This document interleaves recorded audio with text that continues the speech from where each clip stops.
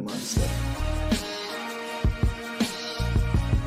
The Bliss Business Podcast, the show about empathy, connection, and consciousness in business. Today's episode is brought to you by Zero Company, your paid search, social media, and programmatic ad experts. Welcome back, everyone, to the Marketing with Purpose Kit. This is a series of the Bliss Business Podcast, where really we explore what it takes for marketing leaders to create impact that goes beyond just the numbers. I'm Mike Liwski, and I'll be hosting today.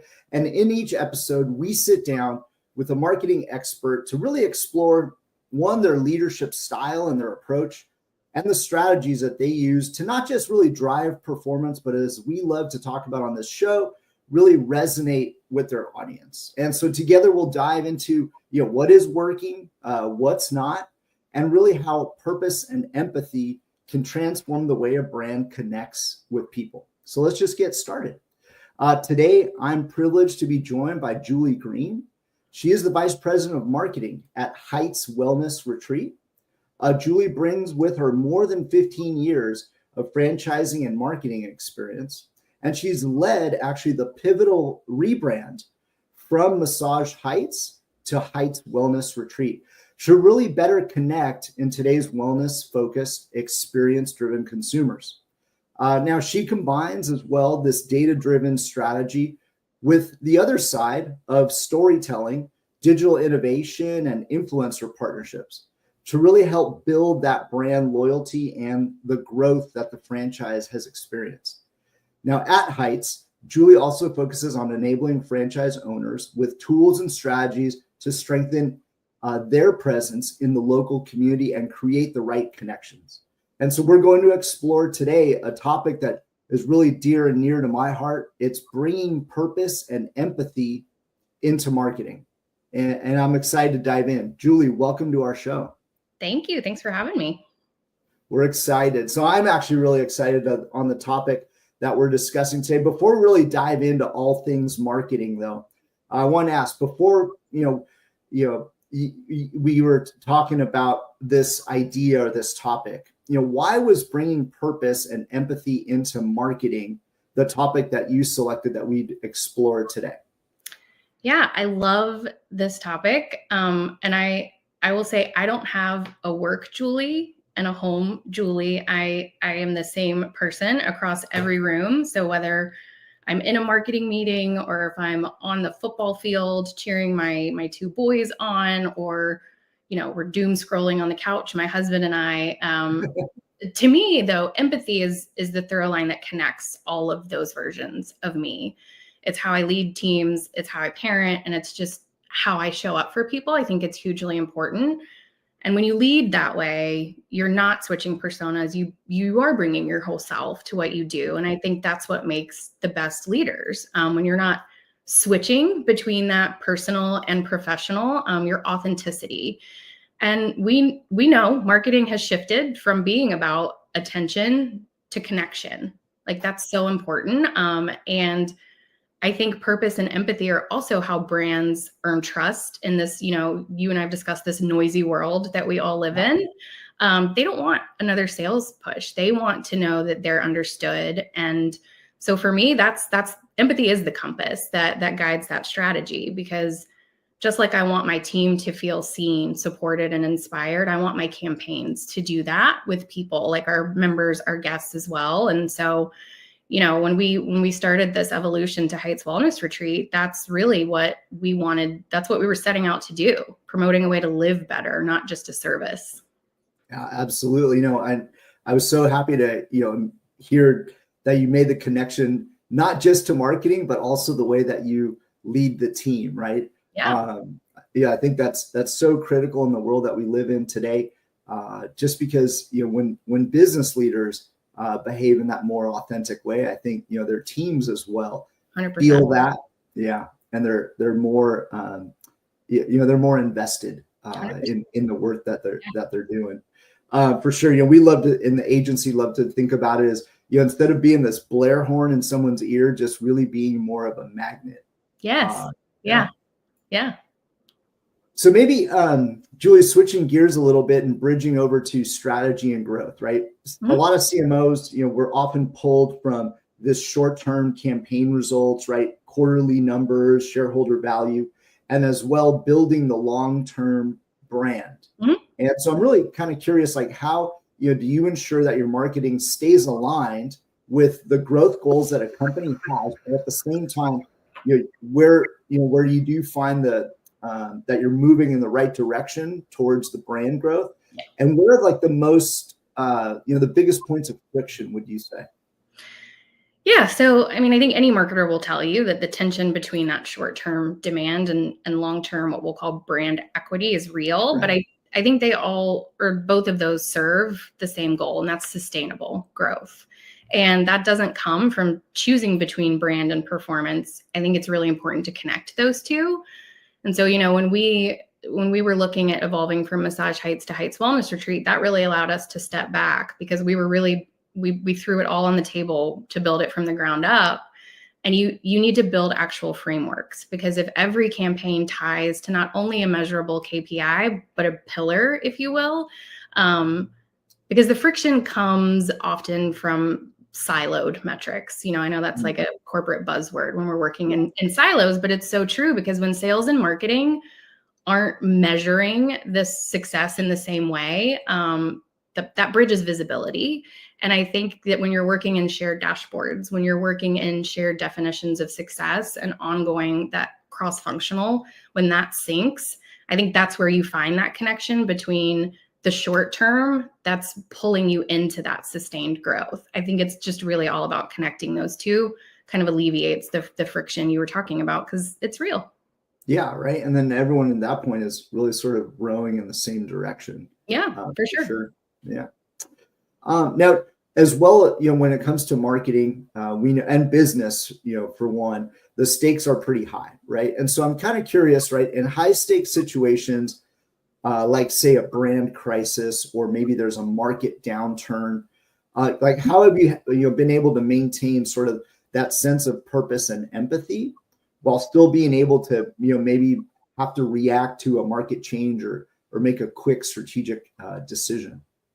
Yeah, I think anyone who's gone through a rebrand will tell you it's the ultimate test of skills, and you very rarely get out of that without some sort of, maybe not a crisis, but one of those that's going to test your values. And we've had our fair share of those over the past year, but I will say in tough moments, I don't think empathy, it's not a luxury. I think it's completely a leadership tool. And like I said before, it tests your values, but that purpose keeps you anchored when all of those headlines swirling around you feel really chaotic. I think you have to slow down to speed up, if you will, to take that moment and pause and say, what does the audience need from us right now? Like if you were saying it's a market downturn, or if it's, numbers that you're not wanting to see, or looking at any sort of campaign that you're running that's not showing you the results that you want, what does the audience need? Because empathy is not just for your internal team, and it's not just for how you lead. It's for the customers as well. And so I think when you bring the clarity, the transparent communication, and empathy for your consumers as well, and you're leading in an honest and calm way, I think you're naturally not only building the credibility with your team, but you're also building that outside of the organization. So I think when you do stop and take a minute and say, this isn't working, why? Yeah. What is going to make them feel that connection to our brand? What is going to make them feel like, investing in us is going to give them a better version of themselves? Like I said, you just build that credibility, not only inside, but outside of your organization as well. Yeah. Without a doubt. And for our listeners and followers, this is such a key point, because, we may forget that our brand becomes an identifying mark with our audience, right? Yeah.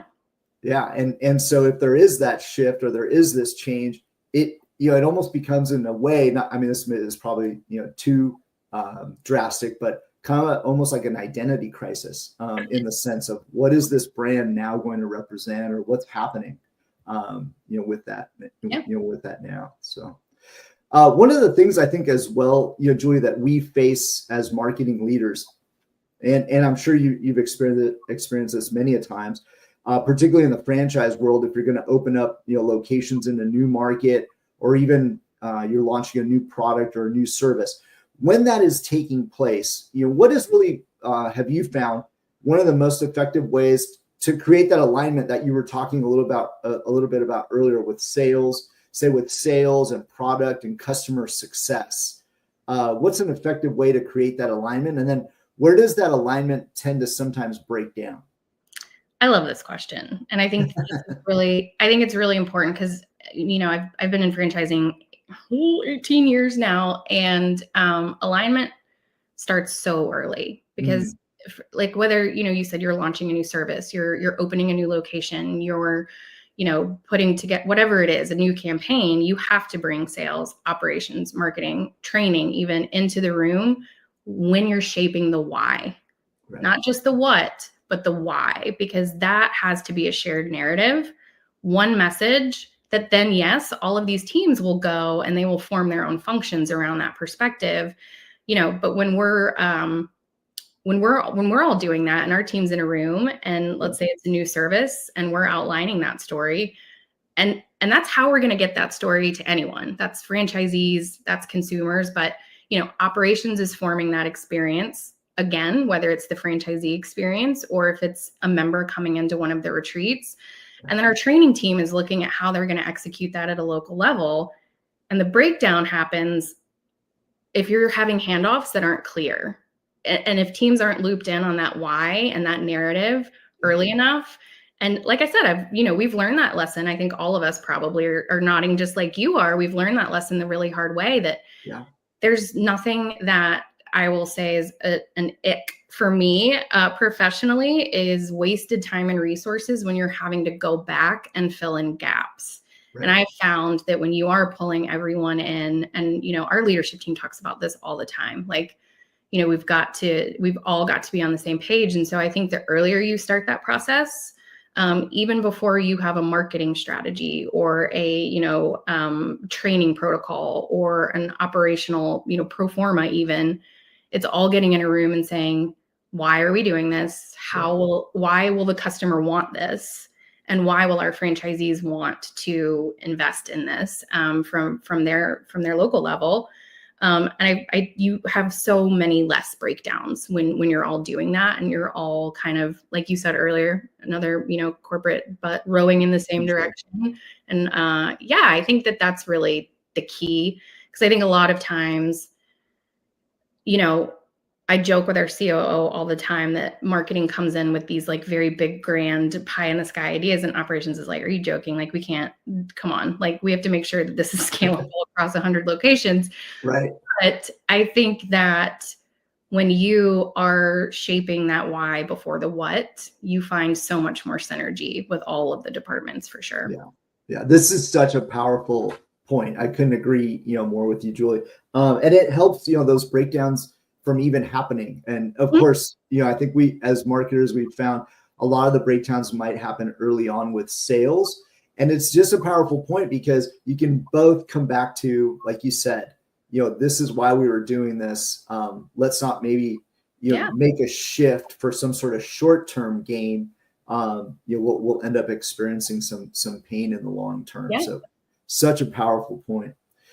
When it comes to, I think, the strategy, right? I'd like to, if you were able to, share with us maybe a time where a bit of either customer feedback or some behavioral data that you were collecting may have really like completely shifted your campaign direction or created an idea for a campaign.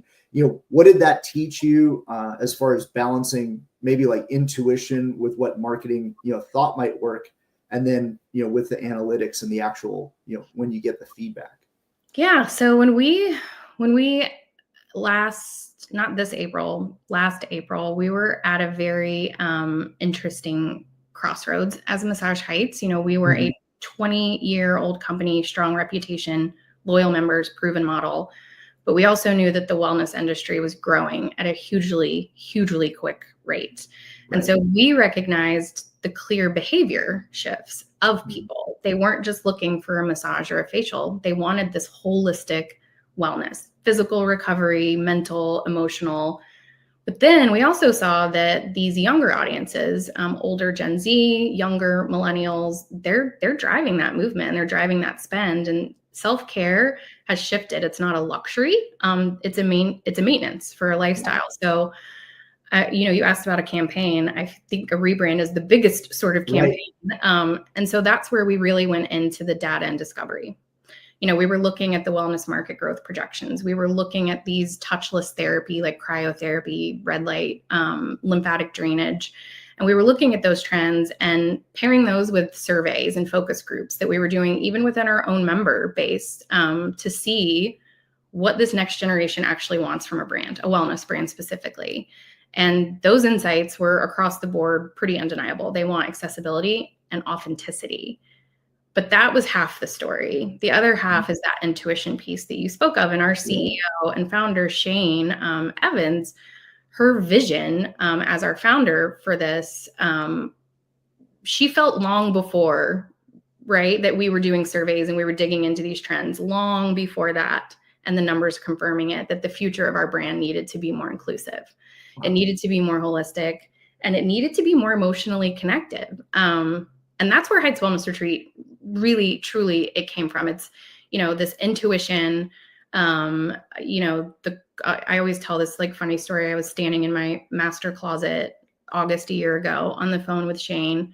She's like, "Do you think our website needs something?" And I'm like, "Yeah, it does." And then she goes, "Do you think the brand needs something?" Which is a very tricky question from a founder. Very tricky question from a founder. And I said, she said, "It's not a trick question." And I said, "No." So her intuition and also curiosity and open to innovation, and blended, after that, analytics of where the industry was heading, what people were craving. And that just validates that great marketing and great leadership live at that intersection, where the intuition can shape the experience and then the data is informing the direction. Yeah. Well, I mean, what a blessing, right? To be able to have an amazing leader like Shane, but such a good point, right? Almost like that analytics, that data became confirmation of that initial intuition. And I think as well, sometimes in marketers, we have intuition and the data seems to like not confirm it. And, having the modesty and the humility to say, hey, maybe we were wrong, and, the customer's right and the market's moving in this direction. So absolutely. Sometimes those things happen.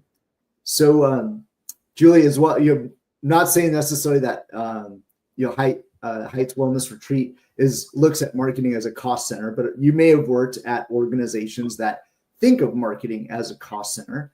What have you found, I think, to be some of the most effective ways of shifting that perception, and for our audience, really like helping them to understand, and then maybe like what barriers still exist in tying, marketing to the revenue of the organization? Yeah, I think for a long time, marketing was viewed as just that. It was a cost center, and it was something that supported the business, wasn't driving it, right? And I think that perspective changes the moment that you start talking about it in revenue and not reach. And so, we've worked really hard to build marketing frameworks that connect every campaign to some sort of measurable outcome. So from lead to appointment to member. So we're not really looking at what I will call vanity metrics, like the clicks or impressions. It's how are those interactions translating into actual acquisition, retention, and then even we're a membership recurring model, lifetime value of these, these people that we're converting to members.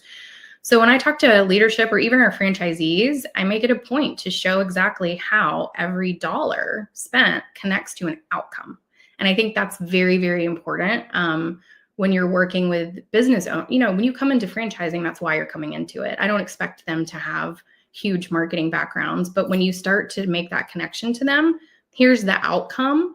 That transparency totally changes the conversation, because suddenly it's not abstract, right? Because we all know, we've talked about, well, brand visibility is really hard to measure.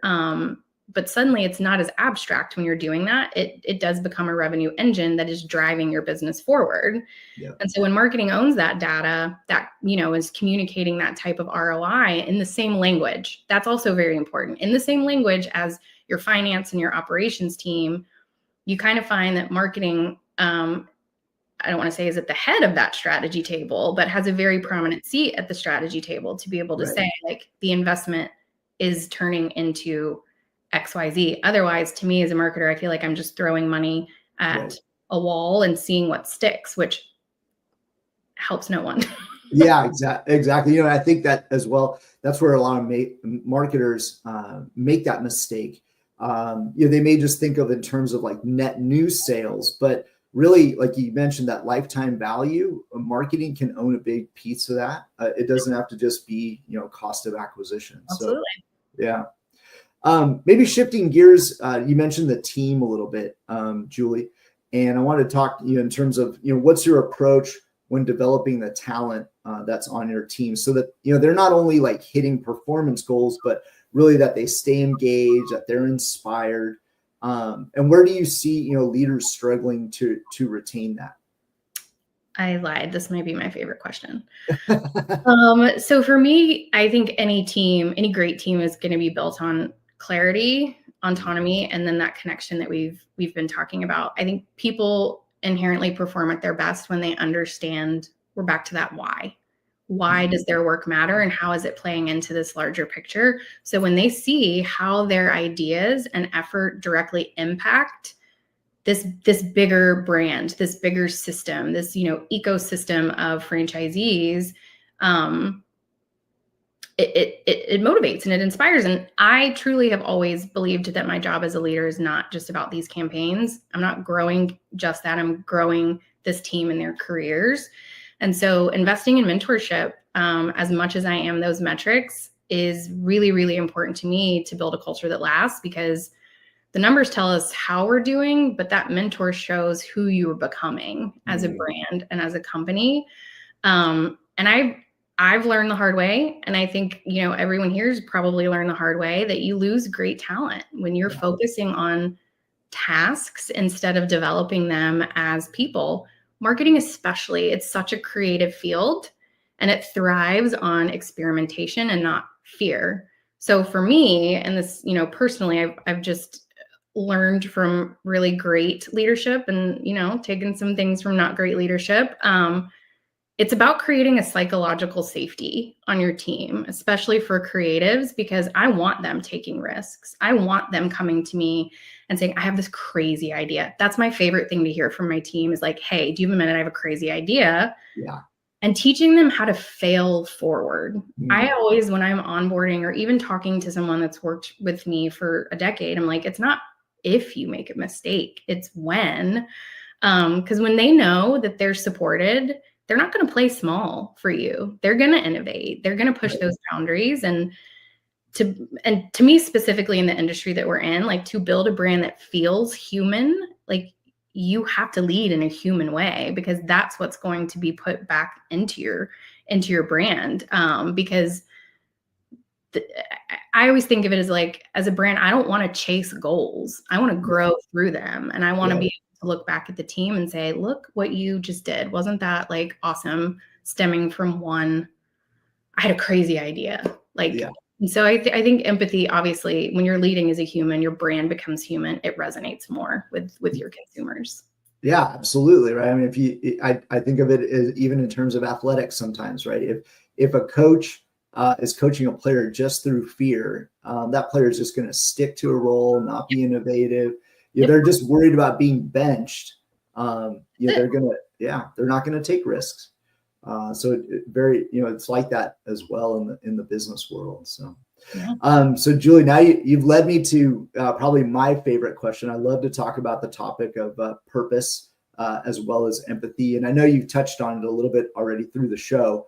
Like, when you think about the role of marketing that it plays in a company and in the future of the company, and I know you already talked about like the why, but how do you feel that the role of purpose and empathy, how does that come into play when we're really trying to create genuine resonance, connecting with people, in a way that really it is deeper, right, than some sort of tagline or a campaign mantra?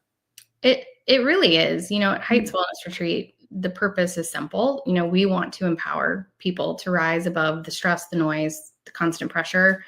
And our tagline, if you will, is to make them feel unstoppable. We want them, whatever that means to them, we want them to feel unstoppable.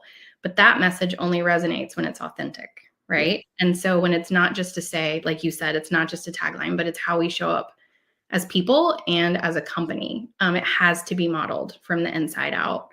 And so I think purpose as your foundation, and then empathy in your operating system, to use those together, how we lead, how we connect, and how we're building the brand, like I said earlier. But, as technology and AI and automation continue to grow, I think empathy becomes our greatest competitive advantage, because you can automate a process, but you can't automate a person or a presence, the ability to truly see and understand people.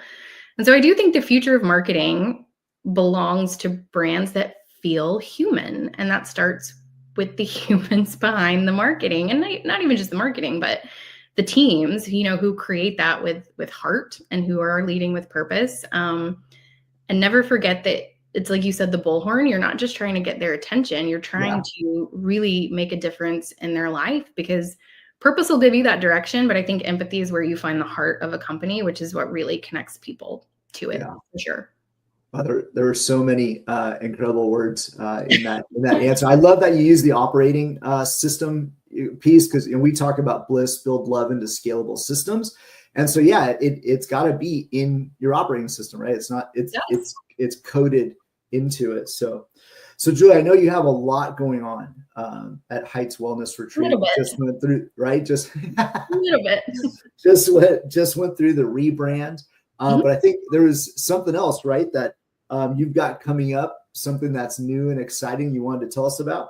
We do. So we've been working really hard, like I said, the past year on this rebrand. Our first Heights Wellness Retreat location is opening in LA, the Porter Ranch area. Next week, we have a huge grand opening coming on November 14th. Amazing franchisees, couldn't have asked for a better pioneer for this new brand. But again, as a marketer, I can't wait to go and see all of these things. And I call them in the wild, like they're not in anyone's brain anymore. So we're really excited about that, for sure. Yep. Yeah, it's like a dream come true. Well, for those of us familiar with the area, that's a beautiful, part. It is. So looking forward to having one here locally close to us. So, Julie, thank you so much for all the insights. Your experience obviously, radiates.